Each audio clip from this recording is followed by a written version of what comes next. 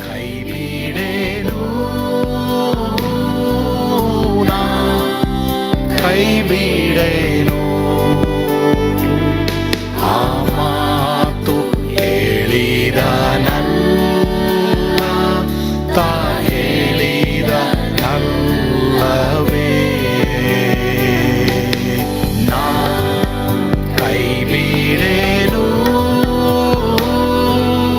ನಾ ಕೈ ಬಿಡೇನು, ಆ ಮಾತು ಹೇಳಿದ ನನ್ನ ತಾ ಹೇಳಿದ ನಲ್ಲವೇ. ಕರ್ತನಿಗೆ ಸ್ತೋತ್ರ. ಯೇಸು ಕೈ ಬಿಡನು ದೈನಂದಿನ ಸತ್ಯವೇದ ಅಧ್ಯಯನಕ್ಕೆ ನಿಮ್ಮೆಲ್ಲರನ್ನ ಆಹ್ವಾನಿಸುತ್ತೇನೆ. ಈ ದಿನ ನಾವು ಸತ್ಯವೇದದಲ್ಲಿ ಆದಿಕಾಂಡ 29:21-30 ವಚನವನ್ನ ಧ್ಯಾನ ಮಾಡಲಿದ್ದೇವೆ. ಗೊತ್ತು ಮಾಡಿದ ಕಾಲವು ಮುಗಿಯಿತು. ಎಲ್ಲರೂ ಸತ್ಯವೇದವನ್ನ ತೆಗಿರಿ. ಮುಂಜಾನೆಯಲ್ಲಿ ವಾಕ್ಯವನ್ನ ಓದೋದು ಒಳ್ಳೇದು. ಗಟ್ಟಿಯಾಗಿ ಓದ್ರಿ, ಪರವಾಗಿಲ್ಲ. ಮನೆಯಲ್ಲಿ ದೇವರ ಸ್ವರ ಕೇಳಲಿ. ಓದ್ಕೊಳ್ಳೋಣ. ತರುವಾಯ ಯಾಕೋಬನು ಲಾಬಾನನಿಗೆ, ಗೊತ್ತು ಮಾಡಿದ ಕಾಲ ಮುಗಿದು ಹೋಯಿತು, ಆಕೆಯನ್ನು ನನ್ನ ಹೆಂಡತಿಯಾಗುವಂತೆ ನನ್ನ ಸ್ವಾಧೀನಕ್ಕೆ ಕೊಡು ಎಂದು ಹೇಳಿದನು. ಆಗ ಲಾಬಾನನು ಆ ಸ್ಥಳದವರೆಲ್ಲರನ್ನು ಕರೆಸಿ ಔತಣವನ್ನ ಮಾಡಿಸಿದನು. ಸಾಯಂಕಾಲದಲ್ಲಿ ತನ್ನ ಹಿರಿ ಮಗಳಾದ ಲೇಯಳನ್ನೇ ಯಾಕೋಬನಿಗೆ ಒಪ್ಪಿಸಿಕೊಟ್ಟನು. ಅವನು ಆಕೆಯನ್ನು ಕೂಡಿದನು. ಲಾಬಾನನು ತನ್ನ ಮಗಳಾದ ಲೇಯಳಿಗೆ ಜಿಲ್ಪಾ ಎಂಬ ಒಬ್ಬ ದಾಸಿಯನ್ನು ಕೊಟ್ಟನು. ಬೆಳಿಗ್ಗೆ ಆಕೆ ಲೇಯಳೆಂದು ಯಾಕೋಬನಿಗೆ ತಿಳಿದು ಬರಲ್ಲ. ಅವನು ಲಾಬಾನನಿಗೆ, ಇದೇನು ನೀನು ನನಗೆ ಮಾಡಿದ್ದು? ರಾಹೇಲಳಿಗೋಸ್ಕರ ನಿನಗೆ ಸೇವೆ ಮಾಡಿದನಲ್ಲ, ಯಾಕೆ ನನಗೆ ಮೋಸ ಮಾಡಿದ್ದಿ ಎಂದು ಕೇಳಿದಕ್ಕೆ ಲಾಬಾನನು, ಹಿರಿ ಮಗಳಿಗಿಂತ ಮೊದಲು ಕಿರಿ ಮಗಳನ್ನು ಮದುವೆ ಮಾಡಿಸಿಕೊಡುವುದು ನಮ್ಮ ದೇಶದ ಪದ್ಧತಿಯಲ್ಲ. ಆಕೆಯ ಮದುವೆಯ ವಾರವನ್ನು ಪೂರೈಸು, ಅನಂತರ ಈ ನನ್ನ ಕಿರಿ ಮಗಳನ್ನು ನಿನಗೆ ಕೊಡುತ್ತೇನೆ. ಈಕೆಗೋಸ್ಕರ ನೀನು ಇನ್ನೂ 7 ವರ್ಷ ಸೇವೆ ಮಾಡು ಅಂದನು. ಯಾಕೋಬನು ಅದಕ್ಕೊಪ್ಪಿ ಹಿರಿಯವಳ ಮದುವೆಯ ವಾರವನ್ನು ತೀರಿಸಿದನು. ಆಗ ಲಾಬಾನ ತನ್ನ ಮಗಳಾದ ರಾಹೇಲಳನ್ನು ಯಾಕೋಬನಿಗೆ ಹೆಂಡತಿಯಾಗಿ ಕೊಟ್ಟು ಆಕೆಗೆ ಬಿಲ್ಲಾ ಎಂಬ ಒಬ್ಬ ದಾಸಿಯನ್ನು ಕೊಟ್ಟನು. ಯಾಕೋಬನು ರಾಹೇಲಳನ್ನ ಕೂಡಿ ಆಕೆಯನ್ನು ಲೇಯಳಿಗಿಂತ ಹೆಚ್ಚಾಗಿ ಪ್ರೀತಿಸಿದನು. ಆಕೆಗೋಸ್ಕರ ಲಾಬಾನನ ಬಳಿಯಲ್ಲಿ ಇನ್ನು 7 ವರ್ಷ ಸೇವೆ ಮಾಡಿದನು. ಯಾಕೋಬ ಇಲ್ಲಿ ಮೋಸ ಹೋಗೋದನ್ನ ನಾವು ಕಾಣ್ತೀವಿ. ಯಾಕೆ ಅಂತ ನೋಡ್ಬೇಕಾದ್ರೆ, ಲಾಬಾನ ಪ್ರಶ್ನೆ ಕೇಳಿರ್ತಾನೆ. ಹಿಂದಿನ ಭಾಗದಲ್ಲಿ ನಾವು ನೋಡಿದ್ವಲ್ಲ, ನಿನ್ನ ಹತ್ರ ಸುಮ್ಮನೆ ಕೆಲಸ ಮಾಡಿಸ್ಕೊಳಕ್ ಆಗಲ್ಲಪ್ಪ, ನಾನು ನಿನ್ಗೇನು ಮಾಡಬೇಕು ಅಂತ ಕೇಳಿದಾಗ, ನಿನ್ನ ಕಿರಿ ಮಗಳನ್ನು ನನಗೆ ಮದುವೆ ಮಾಡಿಕೊಡು ಅಂತ ಕೇಳ್ತಾನೆ. ಆದರೆ ಕೇಳ್ಬಿಟ್ಟು ಇವನೇ ಹೇಳ್ಬಿಡ್ತಾನೆ ಏನಂತ, ನಾನು 7 ವರ್ಷ ಸೇವೆ ಮಾಡ್ತೀನಿ. ಏನಕ್ಕೆ ಅದು ಹೇಳ್ಬೇಕಾಗಿತ್ತು? ಕೆಲವು ವೇಳೆ ನಾವು ನಮ್ಮ ಮಾತಿನಿಂದಲೇ ನಮ್ಮ ಮೇಲೆ ಪ್ರಾಬ್ಲಮ್ಗಳನ್ನ ತಂದುಕೊಂಡ್ಬಿಡ್ತೀವಿ. ಆದ್ರಿಂದ ಮಾತಾಳಿಗೆ ಪಾಪ ತಪ್ಪದು. ಹೀಗಾಗಿ ಮಾತುಗಳಲ್ಲಿ ನಾವು ಎಚ್ಚರಿಕೆ ಆಗಬೇಕು. ಯಾವುದನ್ನು ದುಡುಕಿ ಮಾತಾಡಬೇಡಿ. ನಾವು ಕೇಳಿಸಿಕೊಳ್ಳುವುದರಲ್ಲಿ ತೀವ್ರವಾಗಿರಬೇಕು, ಮಾತಾಡುವುದರಲ್ಲಿ ನಿಧಾನವಾಗಿರಬೇಕು. ಅದು ಒಂದನೇ. ಇವತ್ತು ಎಷ್ಟೋ ಸಮಸ್ಯೆಗಳನ್ನ ನೀನು ನಾನು ಅನುಭವಿಸ್ತಾ ಇರೋದು ಒಂದು ವೇಳೆ ನಮ್ಮ ಮಾತಿನಿಂದಲ. ನಾವು ಹೇಳಬಾರದನ್ನ ಹೇಳದಂಥ ಸಮಯದಲ್ಲಿ ಹೇಳ್ಬಿಟ್ಟಿದೀವಾ, ಅದನ್ನ ನೀನು ಯೋಚನೆ ಮಾಡಬೇಕು. ಇನ್ನು ಮೇಲಾದ್ರೂ ಆ ಥರ ಹೇಳಕ್ ಹೋಗ್ಬಾರ್ದು. ಸರಿನಾ? ಅದು ಒಂದನೇ. ಎರಡನೇದು ನಾವಿಲ್ಲಿ ನೋಡುವಂಥದ್ದು ಏನಂತಂದ್ರೆ, ಲಾಬಾನನು ಸಹ ಅವನಿಗೆ ಏನ್ ಹೇಳ್ತಾನೆ, ನಮಗೊಂದು ಪದ್ಧತಿ ಇದೆ, ಹಿರಿ ಮಗಳನ್ನ ಮದುವೆ ಮಾಡಿ ಕೊಟ್ಟ ಮೇಲೆನೆ ಕಿರಿ ಮಗಳನ್ನ ಮದುವೆ ಮಾಡಿಕೊಡೋದು. ಅದರಿಂದ ಇನ್ನು 7 ವರ್ಷ ರಾಯರಳಿಗೋಸ್ಕರ ನೀ ಸೇವೆ ಮಾಡು ಅಂತ ಹೇಳ್ತಾನೆ. ನೋಡಿ, ಇವನು ಹೇಳಿದ ಮಾತನ್ನೇ ಅವನು ತಿರುಗಿ ಅವನಿಗೆ ಹೇಳ್ತಾನೆ. ಅದೇ ಪ್ರಿಯ ದೇವರ ಮಕ್ಕಳ, ಇವತ್ತು ನಾವು ಮಾತಿನಲ್ಲಿ ಸಿಕ್ಕಿ ಹಾಕಿಕೊಳ್ಳೋದ ಕಾರಣನೇ ಇದು. ನಮ್ಮ ಜೀವಿತದಲ್ಲಿ ಬಹಳ ಪ್ರಾಮುಖ್ಯ. ಕೆಲವು ವೇಳೆ ನಮ್ಮ ಮಾತಿನಿಂದಲೇ ಸೈತಾನನು ಸಹ ಏನ್ ಮಾಡ್ತಾನೆ, ನಮ್ಮನ್ನು ಆಡಿಸುವವನಾಗಿದ್ದಾನೆ. ಆದ್ರಿಂದ ನಾವು ಮಾತಿನ ವಿಷಯದಲ್ಲಿ ಎಚ್ಚರಿಕೆ ಉಳ್ಳವರಾಗಿರ್ಬೇಕು. ಸರಿ, ಯಾಕೋಬ 7 ವರ್ಷ ತಿರುಗಿ ಸೇವೆ ಮಾಡ್ತಾನೆ. ರಾಹೇಲಳನ್ನ ಲಾಬಾನನು ಮದುವೆ ಮಾಡಿಕೊಡ್ತಾನೆ. ಇಲ್ಲಿ ಕಲಿಯೋದು ಇನ್ನೊಂದು ಪಾಠ ಏನು ಅಂತ ನಾವು ನೋಡ್ಬೇಕಾದ್ರೆ, ಯಾಕೋಬ 2 ಸಾರಿ ಮೋಸ ಮಾಡಿದ್ನಲ್ಲ, ಅದಕ್ಕೆ 2 ಸಾರಿ ಅವನಿಗೂ ಮೋಸ ಆಯಿತು. ಪ್ರಿಯ ದೇವರ ಮಕ್ಕಳೇ, ಅದರಿಂದ ಬಹಳ ನಾವು ಎಚ್ಚರಿಕೆ ಆಗಿರಬೇಕು. ನಾವು ದೈಹಿಕವಾಗಿ ಹುಟ್ಟಿದ್ದು, ದೇಹದಿಂದ ಹುಟ್ಟಿದ್ದು ದೇಹವೇ ಎಂಬುದಾಗಿ ನಾವು ಯೋಚನೆ ಮಾಡಿ ಇನ್ಮೇಲೆ ದೈಹಿಕವಾದದ್ದು ಯಾವುದನ್ನು ನಾವು ಬಿತ್ತದ ಹಾಗೆ ಆತ್ಮಿಕವಾದದನ್ನೇ ಬಿಟ್ಟು ನಡೆಯೋಣ. ದೇಹದಿಂದ ಯಾವುದನ್ನ ಬಿತ್ತೀವೋ ಅದು ನಮಗೆ ಆತ್ಮೀಕವಾಗಿ ಸಾವನ್ನ ಕೊಡ್ತದೆ. ಆದರೆ ಆತ್ಮೀಕವಾಗಿ ಬಿತ್ತೋದು ನಮಗೆ ಆತ್ಮೀಕವಾಗಿ ಜೀವವನ್ನ, ಮನಃಶಾಂತಿಯನ್ನ, ಸಮಾಧಾನವನ್ನು ಕೊಡುವಂಥದ್ದಾಗಿದೆ. ಪ್ರಿಯ ದೇವರ ಮಕ್ಕಳೇ, ಕರ್ತನು ಆ ರೀತಿಯೇ ನಿಮಗೆ ಮನಃಶಾಂತಿ ಕೊಡ್ಲಿ. ಒಂದು ವೇಳೆ ದೈಹಿಕವಾಗಿ ಬಿತ್ತಿದ್ರೆ ಇನ್ಮೇಲೆ ಬಿತ್ತಕ್ಕೆ ಹೋಗ್ಬೇಡಿ, ಕ್ಷಮೆ ಬೇಡ್ರಿ, ಇನ್ಮೇಲೆ ಬಿತ್ತಬೇಡಿ. ಆದರೆ ಆತ್ಮಿಕವಾದದಂದ್ರೆ ವಾಕ್ಯಕ್ಕೆ ಅನುಗುಣವಾದದನ್ನು ನೀವು ಬಿತ್ತಿರಿ, ಅವಾಗ ನೀವು ಮೋಸ ಹೋಗಲ್ಲ. ಖಂಡಿತವಾಗಿ ನಿಮಗೆ ಜೀವ, ಮನಃಶಾಂತಿ ದೇವರು ಕೊಡ್ತಾರೆ. ಕರ್ತನು ನಿಮ್ಮನ್ನು ಆಶೀರ್ವದಿಸಲಿ.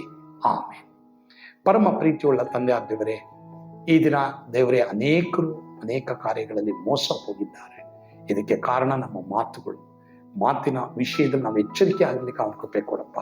ಬಾಯ ಫಲವಾಗಿ ಮನುಷ್ಯನು ಬೇಕಾದಷ್ಟು ಸುಖವನ್ನು ಅನುಭವಿಸುವುದು. ದೇವರೇ, ಕೆಲವು ವೇಳೆ ಆಸ್ಪತ್ರೆಗಳಲ್ಲಿರ್ಬೋದು, ಕೆಲಸದಲ್ಲಿರ್ಬೋದು, ಸೇವೆಗಳಲ್ಲಿರ್ಬೋದು, ಮನೇಲಿರ್ಬೋದು, ನಮ್ಮ ಮಾತುಗಳ ನಿಮಿತ್ತವಾಗಿ ಅನೇಕ ವೇಳೆ ನಾವೇನ್ ಮಾಡಿದೀವಿ, ಕಷ್ಟಗಳನ್ನ, ತೊಂದರೆಗಳನ್ನ ಅನುಭವಿಸಿದೀವಪ್ಪ. ನಮ್ಮನ್ನು ಕ್ಷಮಿಸು. ಇವತ್ತು ಯಾರಾದರೂ ಆ ರೀತಿ ಮಾತುಗಳ ಮುಖಾಂತರವಾಗಿ ದೇವರೇ ಸರಿಯಾದದನ್ನ ತಪ್ಪಾದ ಸಮಯದಲ್ಲಿ ಹೇಳುವುದು, ಅಥವಾ ತಪ್ಪಾದದನ್ನ ದೇವರೇ ಸ್ವಾಮಿ ಹೇಳಬಾರದನ್ನ ನಾವು ಹೇಳಿಬಿಡುವುದು, ಕಡೆಗೆ ನಮ್ಮ ಸಮಸ್ಯೆಗೆ ತೊಂದರೆ ಆಗಿದ್ರೆ ದೇವರೇ ಅಂಥವ್ರನ್ನ ಕ್ಷಮಿಸು. ಅದರ ಮೂಲಕವಾಗಿ ಅವ್ರೇನಾರ ಕಷ್ಟಗಳನ್ನ, ಸಮಸ್ಯೆಗಳನ್ನ ಅನುಭವಿಸ್ತಾ ಇದ್ರೆ ಅವರಿಗೆ ಬಿಡುಗಡೆ ಕೊಡು. ಸ್ತುತಿ, ಘನ, ಮಾನ, ಮಹಿಮೆ ನೀವು ಒಬ್ಬರೇ ಹೊಂದಿಕೊಟ್ರೆ ಸ್ವಾಮಿ, ಯೇಸುವಿನ ಹೆಸರಿನಲ್ಲಿ ಪ್ರಾರ್ಥಿಸ್ತೇವೆ ದೇವರೇ, ಆಮೇಲೆ. ಕರ್ತನು ತಾನೇ ನಿಮ್ಮೆಲ್ಲರನ್ನ ಆಶೀರ್ವಾದ ಮಾಡಲಿ. ಸ್ವರ್ಗದ ಆನಂದ ನಿಮ್ಮೆಲ್ಲರನ್ನು ತುಂಬಿ ತುಳುಕಲಿ. Amen. God bless you.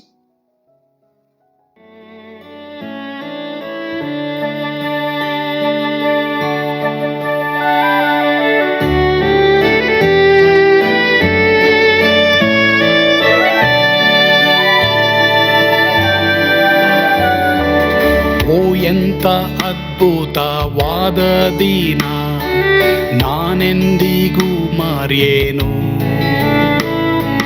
ಪಾಪಂಧಕಾರದೊಳ್ ಅಲೆದೇನ, ರಕ್ಷಕನ ಕಂಡೇನು. Komala ಕರುಣೆಯುಳ್ಳ Yesu N ಕೊರತೆ ನೀಗಿದ. ಕತ್ತಲೆ ಹೋಯಿತು, ಜ್ಯೋತಿಯು ಮೂಡಿತು, ನಾನೀಗ ಧನ್ಯನಾದೆ. ಸ್ವರ್ಗದ ನಂದ ಎನ್ನಾತ್ಮ ತುಂಬಿತು, ಶಿಲುಬೆನಾಗ ಎನ್ ಸ್ವಸ್ಥ ಕೈದನು.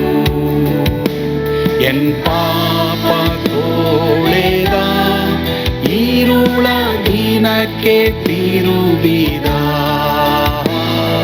ಸ್ವರ್ಗದ ನಂದ ಎನ್ನಾತ್ಮ ತುಂಬಿತು.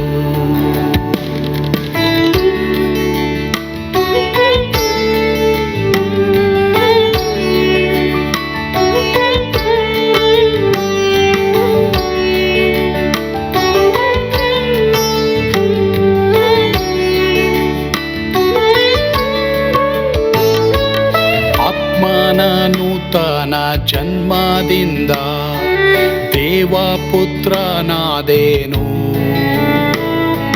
ನೀತಿ ನಿರ್ಣಯವ ಹೊಂದಿದೇನು, ಭಾಗ್ಯವಂತನಾದೇನು. ಪಾಪಾತ್ಮನಾಗಿ ನಾ ಬಂದಾಗಲೇ ಆಶೀರ್ವಾದ ಸಿಕ್ಕಿತು. ಕೃಪೆಯ ಮೂಲವೇ ರಕ್ಷಣೆ ಹೊಂದಿದೆ, ಸುನಾಮ ಕೊಂಡಾಡುವೆ. ಸ್ವರ್ಗದ ನಂದ ಎನ್ನಾತ್ಮ ತುಂಬಿತು, ಶಿಲುಬೆನಾಗ ಎನ್ ಸ್ವಸ್ಥ ಕೈದನು. ಎನ್ ಪಾಪ ತೋಳೆದ, ಈರುಳ ದಿನಕ್ಕೆ ತಿರುಗಿದ. ಸ್ವರ್ಗದ ನಂದ ಎನ್ನಾತ್ಮ ತುಂಬಿತು.